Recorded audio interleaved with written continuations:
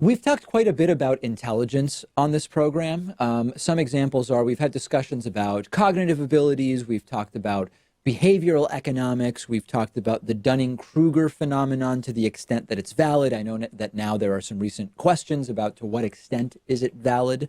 We've spoken about moral psychology. We've talked about the right-wing effort to smear higher education as liberal indoctrination. I've spoken a lot about pseudo versus anti-intellectualism. We've also talked about education in the aggregate in the United States, where we see rising education on average, right? People are more educated than ever, more college degrees. But there's a sort of ugly aspect in terms of that growing college educated population, which is the growing intellectual divide, the sort of inequality in education and the cognitive divide that is growing. And that's what I want to talk about today. Nick Majuli wrote a really good article about this on his blog called Of Dollars and Data. And it's mostly like a wonky personal finance website, but he has a really good article called The Cognitive Aristocracy. And it was recommended to me by Barry Ritholtz's newsletter, which I encourage you to get on. If you don't know who Barry Ritholtz is, Google him, get on his newsletter. Really, really good reading recommendations there.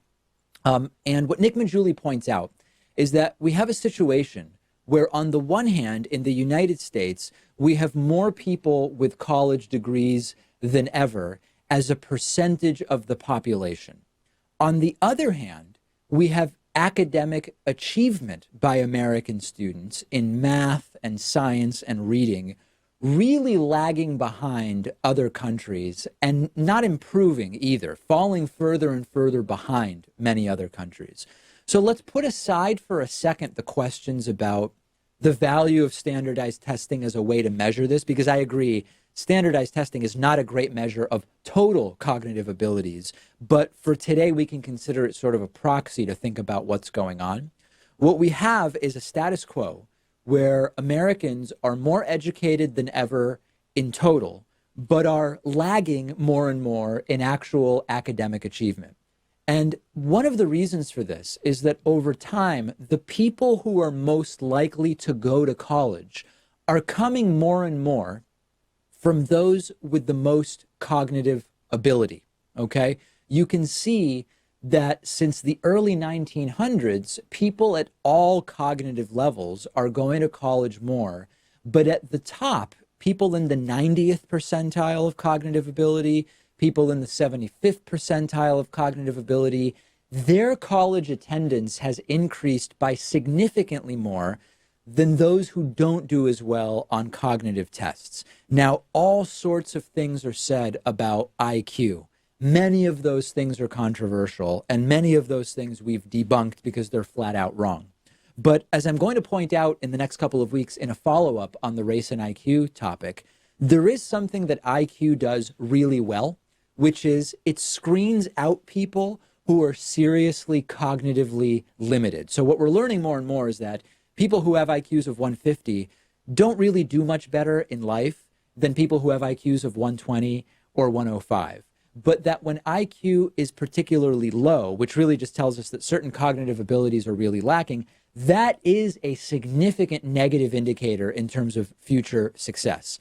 So we can debate whether college is the path forward for career success. The answer is, in our economy, it's generally helpful, but in the new economy, it might be more circumstance dependent.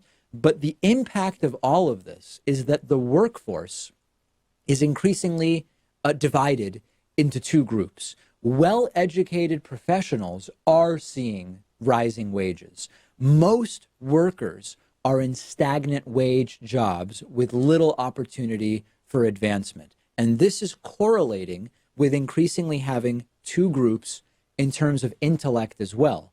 And the sort of downside, one of the downsides of our system is that we often fail to identify poor and minority students who could do really well with higher education, but they're simply not identified as having that potential, and then they suffer.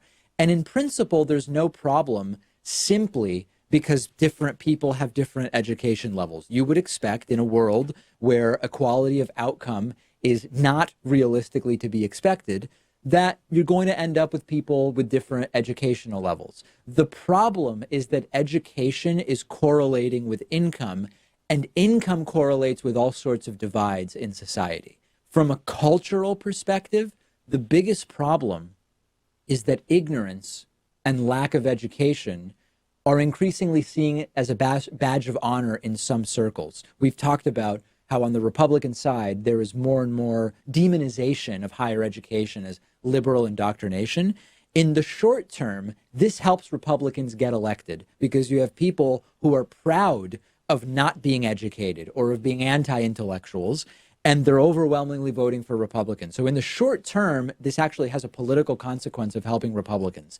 In the long term, though, this could destroy our country as we know it by creating a sort of even more permanent underclass. And I say even more permanent because class mobility is difficult enough as it is. If you're born poor, you're overwhelmingly likely to remain poor for the rest of your life.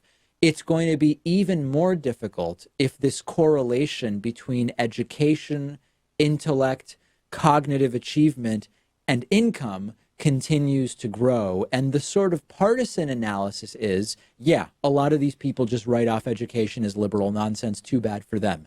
That's fine from a political perspective, but this goes way beyond politics in that it affects people way more on the basis of economic class than on the basis of politics. It affects people way more on the basis of minority status than on the basis of their politics. And there is zero chance that Republicans fix it.